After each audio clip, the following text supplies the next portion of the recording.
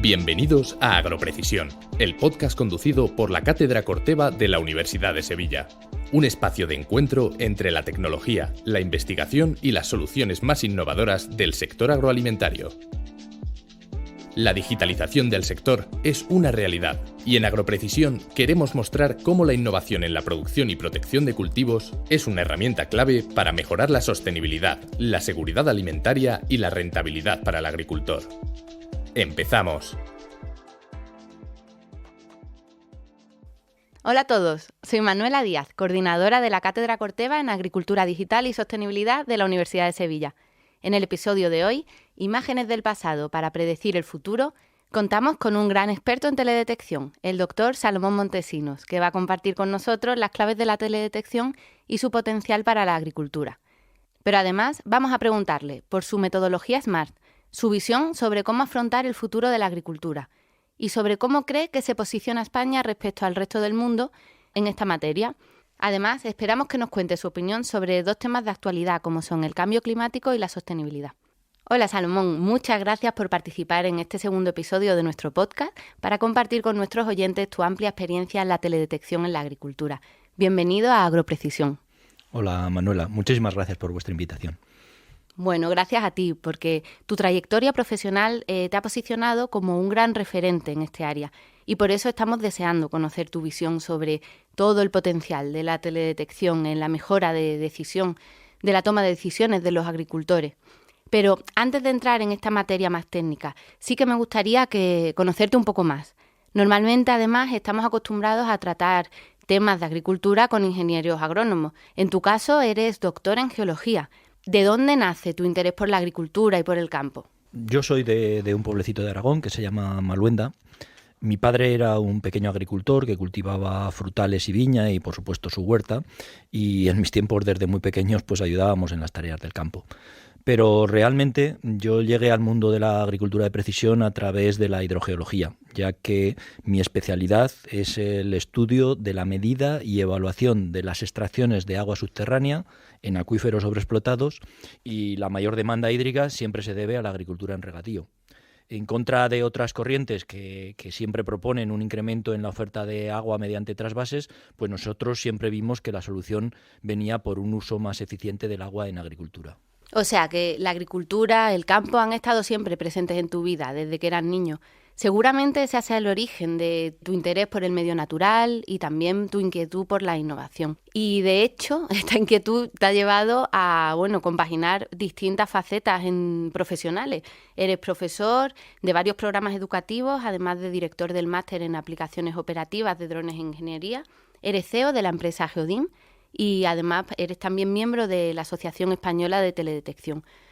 ¿Cómo compaginas y qué te aportan cada una de estas facetas, la empresarial, la académica y también la asociativa?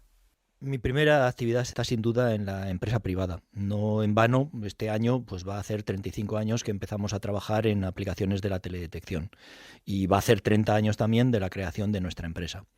El modelo de nuestra empresa siempre fue el de una especialización en las técnicas de teledetección, de tratamiento digital de imagen, de sistemas de información geográfica aplicadas a unos campos temáticos, que eran recursos hídricos o agricultura o medio ambiente. El resto de actividades son el resultado de que me gusta la enseñanza como camino de mejora profesional y personal y de que no sé decir que no a una buena propuesta de colaboración. Bueno, yo creo que eso al final es un defecto o una virtud que tenemos toda la gente que somos curiosa y que nos gusta el conocimiento y la innovación. En tu caso, desde luego, esta inquietud te ha llevado a ser este experto en teledetección referente. Y quería preguntarte un poco acerca de la historia de la teledetección, porque hoy en día hablamos de observación de la Tierra y rápidamente se nos viene a la mente drones, satélites, pero realmente la teledetección no es nueva. ¿Podrías darnos algunas fechas claves de la historia y también contarnos algo sobre cuáles se usaban antes de este siglo? La teledetección tiene una definición formal. Se define como la capacidad de obtener información de un objeto sin mantener contacto físico con él mediante el estudio de la radiación electromagnética reflejada o irradiada por el objeto. En realidad, teledetección es lo que estamos haciendo nosotros en estos momentos. Nuestro ojo es un sensor que capta la radiación electromagnética en la región del visible y que genera una imagen de nuestro entorno. Esta radiación electromagnética ya la estudiaban Descartes y Newton en el siglo XVII, pero un hito fundamental de lo que hoy conocemos como teledetección pues fue el lanzamiento en el año 1972 del primer satélite de recursos naturales, un satélite que iniciaba la serie Landsat, ¿no?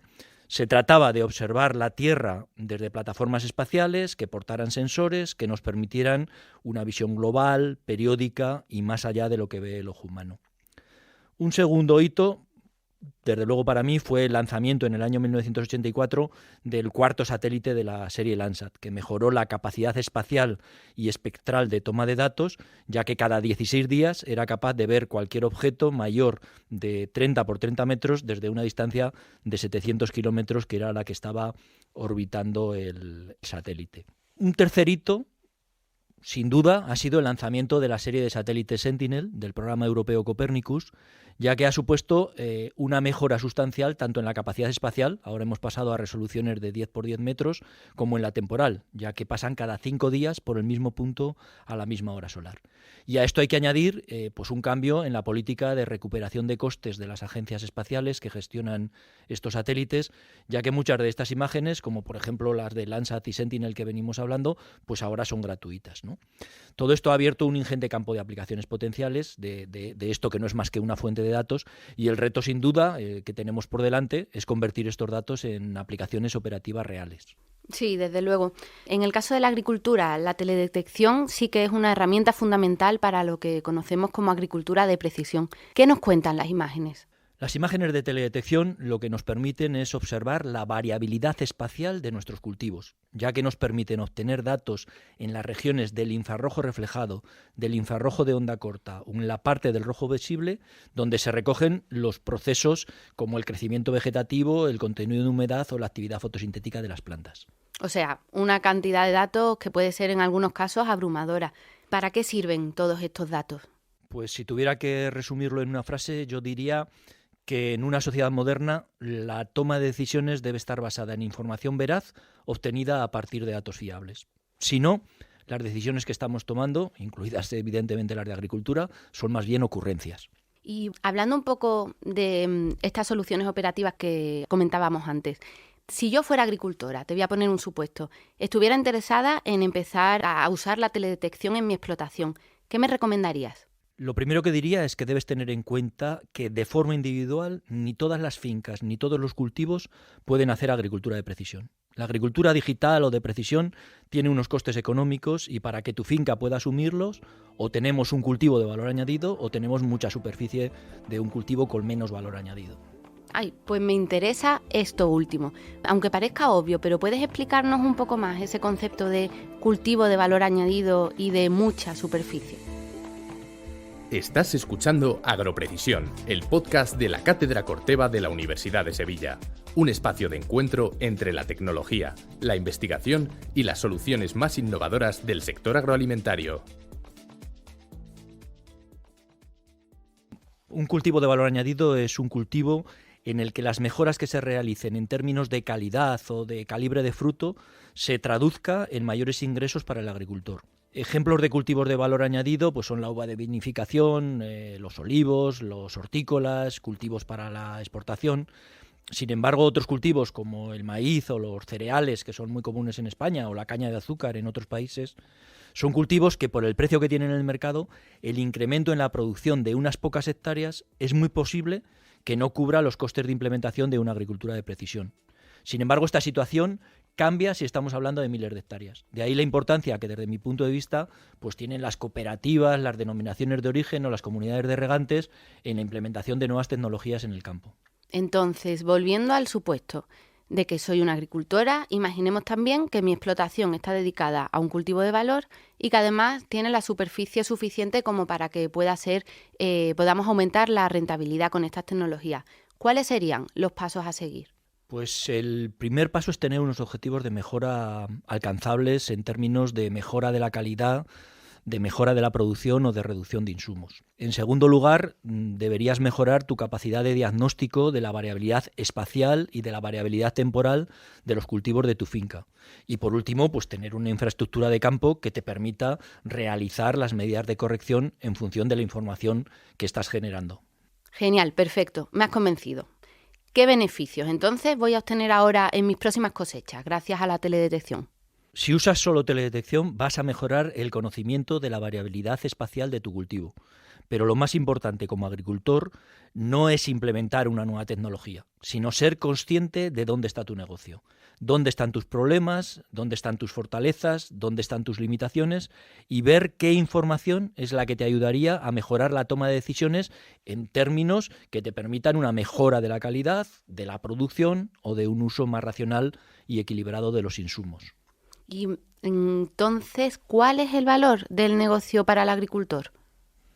Bueno, el valor del negocio para un agricultor lo marca el mercado. Hay que preguntarse cuál es nuestro mercado. Tenemos un cliente, por ejemplo, que hace uno de los mejores vinos del mundo y que durante 5 años ha sido el mejor vino del mundo en menos de $20. Con ese éxito, él podría haber pensado, bueno, si soy capaz de hacer el mejor vino en menos de $20, pues voy a hacer el mejor vino en menos de $100. Pero ese no era su mercado. Lo que él ha hecho ha sido trabajar en mantener su calidad, incrementar el precio de sus botellas poco a poco y aumentar su producción con la adquisición de nuevas fincas. Porque de esta manera pueden vender mucho más en ese segmento de mercado. El resultado, en 10 años ha sido capaz de multiplicar sus resultados por 6. Pues un caso de éxito desde luego remarcable. No sé si tienes algún otro ejemplo de casos de éxito de algún agricultor que gracias a estas tecnologías pues haya conseguido mejorar la calidad, la producción o la eficiencia de sus procesos. Tenemos multitud de ejemplos, desde clientes que han mejorado el calibre de sus tomates y eso les ha supuesto un incremento en su facturación, a clientes en los que la mejora de la calidad de su vino pues les ha obligado incluso a cambiar la identidad corporativa de sus etiquetas para que el consumidor sea capaz de correlacionar la nueva imagen con esa mejora en la calidad. O clientes con decenas de miles de hectáreas repartidas en un territorio de miles de kilómetros cuadrados, pues que han podido establecer zonas homogéneas desde un punto de vista agronómico y así de esa manera pues mejorar la gestión, evitando desplazamientos sistemáticos, evitando digamos una gestión más eficiente de sus explotaciones, precisamente con base en la información aportada por las imágenes de teledetección. Eso es ahora, son casos desde luego actuales. Si miramos al futuro, ¿cómo ves la teledetección a 5 años? Pues por sus ventajas, que ya las hemos citado, una información global, periódica, más allá del visible, la teledetección ha venido para quedarse. Pero esto no significa que todo esté hecho, ¿no? En estos momentos estamos utilizando productos derivados de las imágenes de satélite, los llamados índices espectrales de vegetación, como son el NDVI o el SAVI, que no cubren ni mucho todas las necesidades de los agricultores. Por lo tanto, debemos, trabajar en convertir esos datos en una información útil para el agricultor. O sea que hay un campo todavía de mejora a nivel técnico, pero actualmente, ¿qué ventajas y desventajas tienen la teledetección por dron y por satélite? ¿Cuándo es mejor usar una y otra? Bueno, ambas tecnologías son extraordinarias y no hay mejores o peores hablando de una forma general, sino para qué sirve cada una de ellas y qué coste tiene cada una de ellas para el agricultor. Es como si nos preguntáramos qué es mejor, un mallo o un martillo. Pues depende. Si quieres derribar un muro, pues el mallo es mejor, o si lo que quieres es hacer una mesa, pues no la vas a hacer con un mallo porque te va a salir un churro más que una mesa, ¿no? Cuando hablamos de nuevas tecnologías, no solo de drones y satélites, sino también cuando se habla de sensores, de inteligencia artificial o de machine learning, lo que debemos diferenciar siempre es entre aplicaciones potenciales y aplicaciones operativas. Estas aplicaciones operativas son aquellas que abordan un problema real a un coste razonable o asumible por el agricultor. Me gusta el tema del problema real. En el caso de la teledetección por satélite, ¿para qué problemas reales ha demostrado ser más útil? Bueno, nosotros sobre todo con las imágenes de satélite pues trabajamos en esa caracterización de la variabilidad espacial. De hecho, en el 90% de los clientes con los que trabajamos usamos imágenes de satélite principalmente por 2 razones. Una es que son gratuitas y segundo, que su resolución espacial es más que suficiente para determinar con exactitud la situación agronómica de un cultivo. ¿Y la tecnología dron? Pues yo también voy a hablar de nuestro caso. Los drones los utilizamos en situaciones muy concretas, como es el conteo de plantas, que es muy importante, por ejemplo, en cultivos hortícolas o en levantamientos topográficos de fincas. Y sobre todo lo estamos utilizando en situaciones, en lugares donde la cobertura nubosa es muy persistente, como ocurre pues, en países ecuatoriales como Costa Rica o Islas Vírgenes, donde estamos trabajando y donde la disponibilidad de imágenes de satélite es mínima. Me gustaría hablar un poco más sobre drones, porque es verdad que es un tema que llama mucho la atención y que además los drones son cada vez más accesibles. ¿Crees que en el futuro todos los agricultores tendrán su dron, lo usarán para técnicas de agricultura de precisión? Bueno, es una buena pregunta y posiblemente en la propia pregunta está la solución. Nosotros en el año 2015 escribimos el capítulo de un libro que se llamaba el capítulo Aplicaciones de los drones en agricultura y estaba dentro de un libro de aplicaciones de los drones en ingeniería civil. Y ya en aquel momento se intuía que la normativa y la seguridad que conllevan este tipo de vuelos pues iba a limitar muchas de sus aplicaciones reales, ¿no? Y una manera de poder salvar estas limitaciones pues era utilizando que fueran los propios agricultores los que lo utilizaran, ¿no? Sobre todo en la parte de captación de datos. Pero hay que tener en cuenta que la captura del dato es solo una parte del proceso de generación de información útil que va a necesitar el agricultor. Es decir, que no es solo volar el dron, tiene mucho más detrás. A nivel comercial, entonces, ¿cuál sería el modelo de negocio apropiado para el uso de drones en agricultura? ¿El agricultor tenga su propio dron y lo gestione o que haya empresas especializadas que presten este servicio?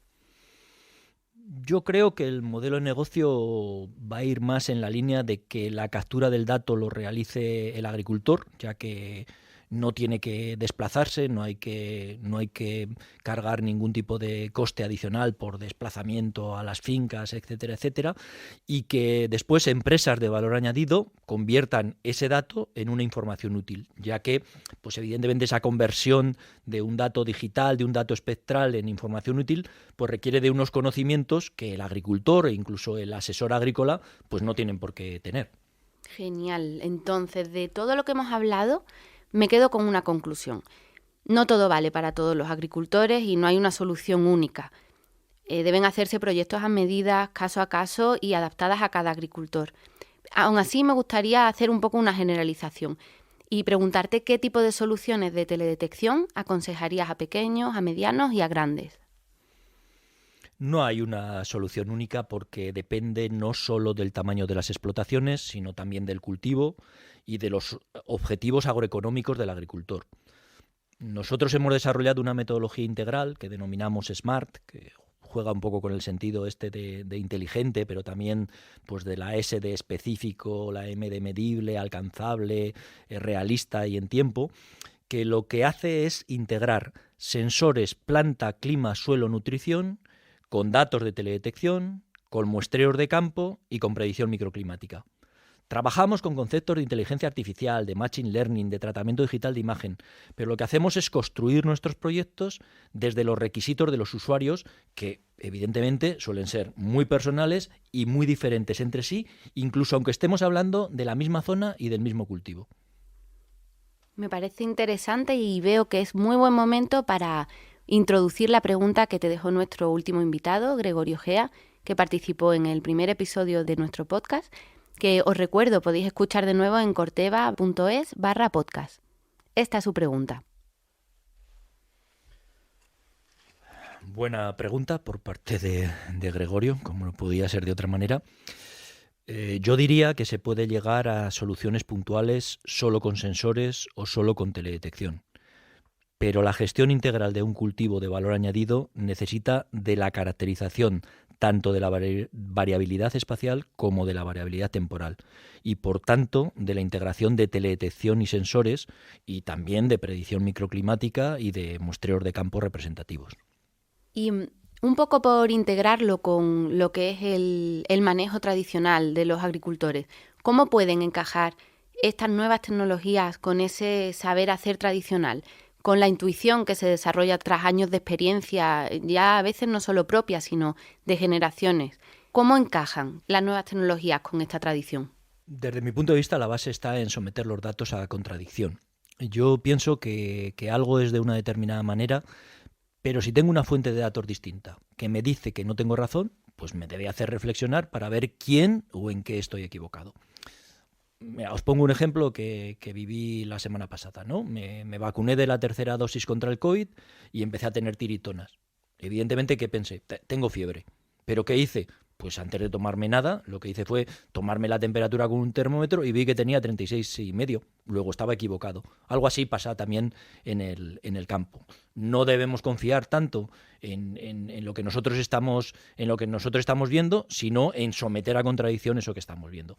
Tenemos clientes que cuando tienen una superficie relativamente pequeña, de 40 o 60 hectáreas, utilizan la teledetección para someter a contradicción el conocimiento que tienen de su finca y detectar aquellas zonas en las que la información pues no coincide. Es una forma muy buena de saber qué está pasando, ¿no? Evidentemente, cuando la superficie es de cientos de hectáreas, pues el conocimiento que tienes de tu finca es mucho menor, porque no te da tiempo a recorrerla todos los días. Y en ese caso, la teledetección periódicamente te está dando una imagen objetiva de todo lo que está ocurriendo en tu explotación y en tu cultivo.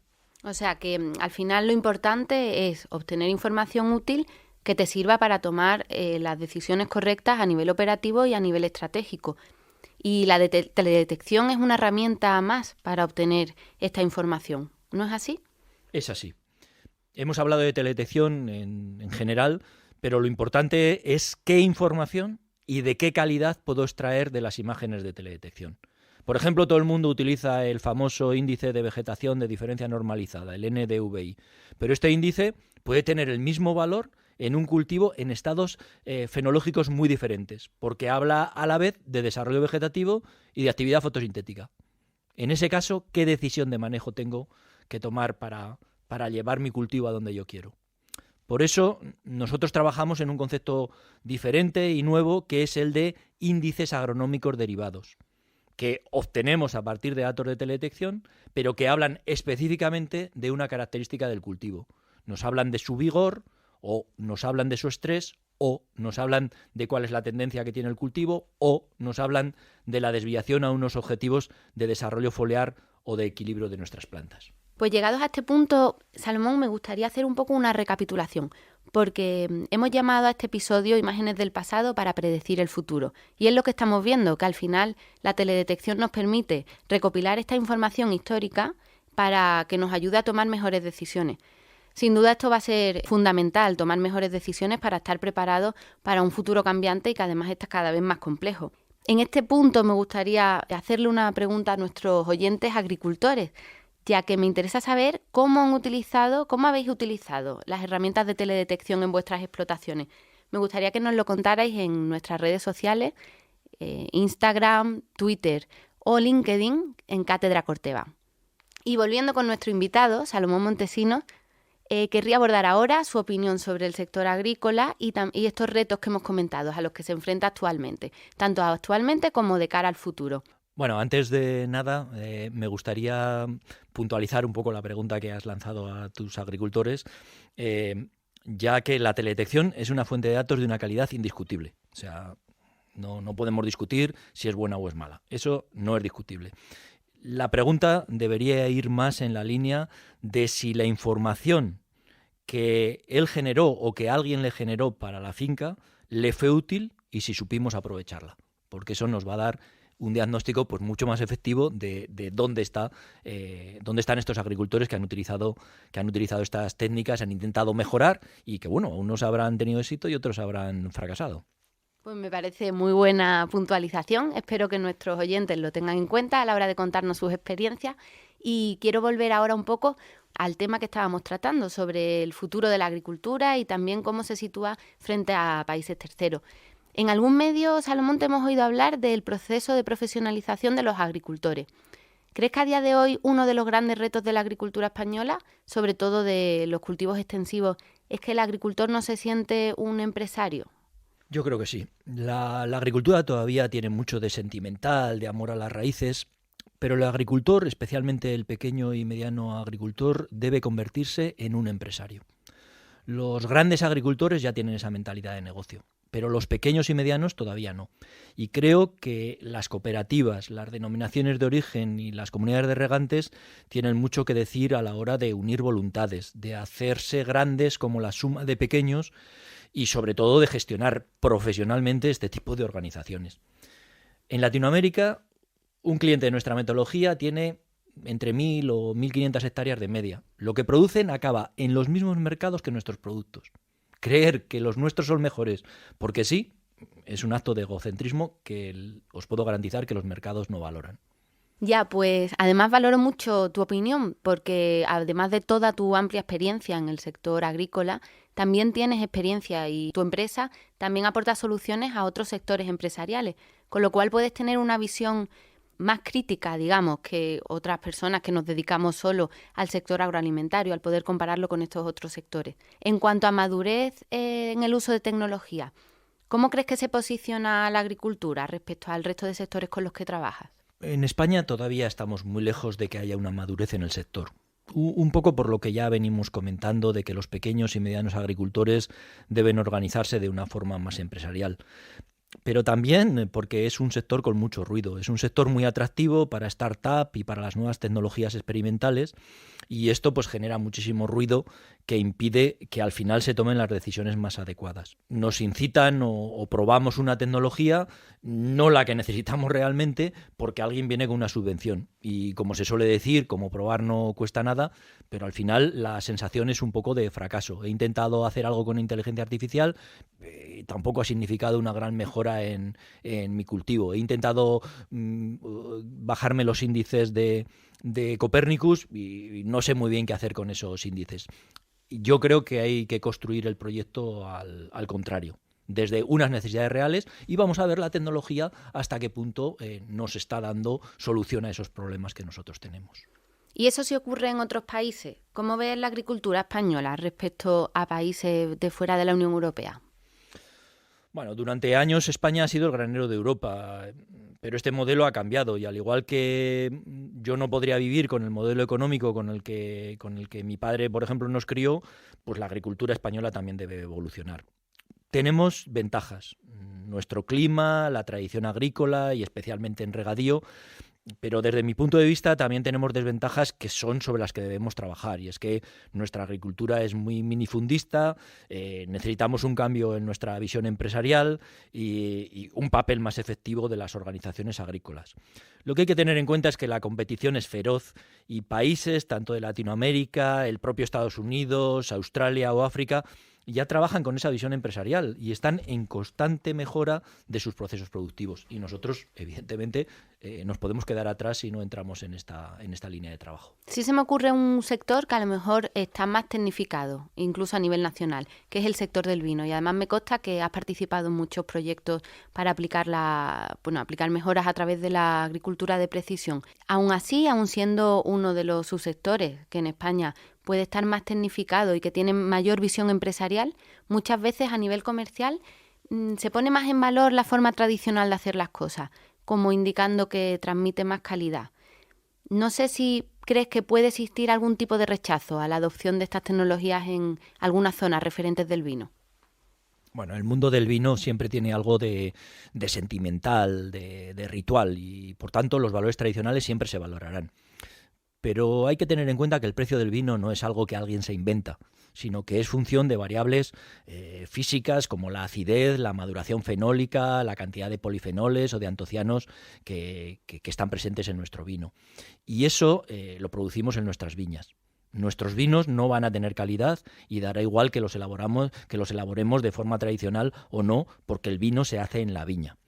Durante mucho tiempo, pues en el mundo del vino hemos trabajado con el concepto de añadas. Bueno, pues ahora, si implementamos nuestra metodología, si implementamos una agricultura de precisión, una viticultura de precisión, pues vamos a ser capaces de controlar la viña hasta tal punto que podremos repetir una calidad año tras año. Esa es la importancia que tiene y cómo puede convivir lo tradicional con las nuevas tecnologías. O sea, un ejemplo clarísimo de cómo la mejora de los procesos productivos sirve para afrontar esta competencia internacional tan grande a la que se enfrenta el sector y que comentabas anteriormente. Otro reto al que se enfrenta también el sector agroalimentario es el cambio climático. ¿Cuál es la relación, en tu opinión, cambio climático-agricultura? ¿Cuál es el enfoque para abordarlo? La agricultura, sin duda, es parte importante del problema. Es la causante, pues la mayoría de las veces, de la sobreexplotación, de la contaminación de las aguas subterráneas y de los suelos. Y si es parte del problema, pues también es parte de la solución, porque somos capaces de hacer un uso más eficiente de los insumos y de una forma más racional, y para ello solo es necesario medir y tomar las decisiones en base a lo que está ocurriendo en nuestro campo y en nuestro cultivo, no en lo que está ocurriendo en el campo del vecino. Lo que sí me gustaría también puntualizar o decir es que tenemos que tener en cuenta que cuando aflora un problema es algo que se lleva gestando durante años, muchas veces decenas de años. Así que no pensemos que las soluciones se van a producir de la noche a la mañana, sino que la solución precisamente pasa por un cambio de paradigma y nuevamente la agricultura de precisión, el concepto de agricultura de precisión, pues juega un papel importantísimo o imprescindible, o le podemos poner cualquier adjetivo en esa línea de cambio de paradigma. Y este cambio de paradigma supongo que a nivel de agricultor se basa en trabajar para ser más eficiente. Es verdad que el agricultor va a trabajar siempre y va a incorporar herramientas que le ayuden a ser más sostenible desde el punto de vista económico. Pero ¿qué ocurre con la sostenibilidad ambiental? Como hemos visto, la teledetección solo es una parte más del conocimiento integral de una explotación. Si medimos, podremos tomar decisiones más adecuadas. Pero, por ejemplo, nosotros hemos desarrollado un sensor que es capaz de medir nitrato y potasio en continuo en el suelo. Y esto pues, nos ha llevado a estar meses sin utilizar este tipo de fertilizantes en un cultivo, porque todo lo que necesitaba la planta ya lo tenía en el suelo o en el agua de riego. ¿Qué ocurre si sigo fertilizando? Pues que lo que estamos haciendo es lavar y contaminar los suelos. Nuestra metodología SMART incluso ha dado lugar a un nuevo concepto que es el de huella de nitrato, y en España ya tenemos a una empresa de cítricos valenciana, Frutinter, que ha obtenido la primera certificación en huella de nitrato, que acredita que tiene un control en el lavado de nitratos. O sea, un avance para esa sostenibilidad ambiental que hemos tratado junto con la económica. Pero sí que hay un pilar de la sostenibilidad que desde la Cátedra Corteva creemos que es muy importante y no me gustaría dejar atrás, que es la sostenibilidad social. ¿Cómo lo integras en tus proyectos? ¿Qué opinas de este aspecto? Nosotros ahora estamos hablando mucho de despoblación como un problema. Y para mí, la despoblación no es un problema, sino que es el síntoma de un problema. El problema real es la falta de oportunidades económicas que tienen nuestros pueblos. La agricultura es y será uno de los pilares fundamentales sobre los cuales debemos construir la viabilidad económica de nuestros pueblos. Implantar este tipo de estrategias, vuelvo a insistir, no de forma individual, sino de forma colectiva, lo que va a hacer es mejorar los rendimientos económicos que se obtienen y, por lo tanto, va a fijar la población. A otro nivel, por ejemplo, en Perú, donde estamos trabajando, las agroexportadoras que han implantado nuestra metodología, lo que hacen es poner en valor los recursos de que disponen y tratan de hacer un uso efectivo y sostenible, generando miles de puestos de trabajo. Como dirían en mi pueblo, las cosas bien hechas bien parecen. Totalmente de acuerdo, Salomón. Me parece además una reflexión estupenda para terminar el episodio de hoy. Pero antes de que te marches, nos gustaría pedirte un último favor, y es que le dejes una pregunta al próximo invitado de nuestro podcast, Agroprecisión. Una pregunta que me gustaría que abordara el próximo invitado en Agroprecisión y tiene que ver con el lema que venimos manejando a lo largo de toda esta charla, sería ¿hasta qué punto cree él que actualmente un agricultor tiene una información veraz sobre la cual basar sus decisiones de manejo en su cultivo? Muchas gracias, Salomón, por la pregunta, que me parece muy apropiada, y también por tu participación. Creo que ha sido un episodio muy interesante. Yo he aprendido muchísimo, y no solo sobre teledetección, sino también sobre cómo hay que implementar estas soluciones de agricultura de precisión y las nuevas tecnologías para que de verdad ayuden a la agricultura. En ese sentido, me gustaría quedarme con una conclusión principal que hemos venido diciendo a lo largo del podcast, pero que me parece muy importante y una idea que debemos tener en mente si nos dedicamos a temas de agricultura de precisión. Y es que las nuevas tecnologías deben presentar soluciones a problemas reales del agricultor y deben ser asumibles económicamente. No sé si he captado bien la idea que querías transmitirnos, Salomón. Sin lugar a duda, eso es la idea fundamental. O sea, no podemos construir un modelo de agricultura de precisión basado en tecnologías que forzamos para dar soluciones, sino es al revés. Las tecnologías están ahí, entonces vamos a ver cuáles son los problemas y cuál es la tecnología que mejor se ajusta a ese problema. Pues muchísimas gracias, Salomón. Damos por cerrado el episodio de hoy y os esperamos en el próximo episodio de Agroprecisión. Muchísimas gracias a vosotros y quizá, puesto que ya en este resumen también hacíamos referencia a un lema, también me gustaría terminar esta charla con una cita de Ortega y Gasset que decía que siempre que enseñes, enseña a dudar de lo que enseñas. Muchas gracias. Y por supuesto, muchas gracias a nuestros oyentes por seguirnos un episodio más. Sabéis que podéis seguirnos en nuestras redes sociales, @catedracorteva y @cortevaes. Hasta aquí el podcast de hoy. Gracias por hacer posible este espacio. Escúchanos para seguir aprendiendo cómo conseguir una agricultura más productiva y sostenible en los próximos años.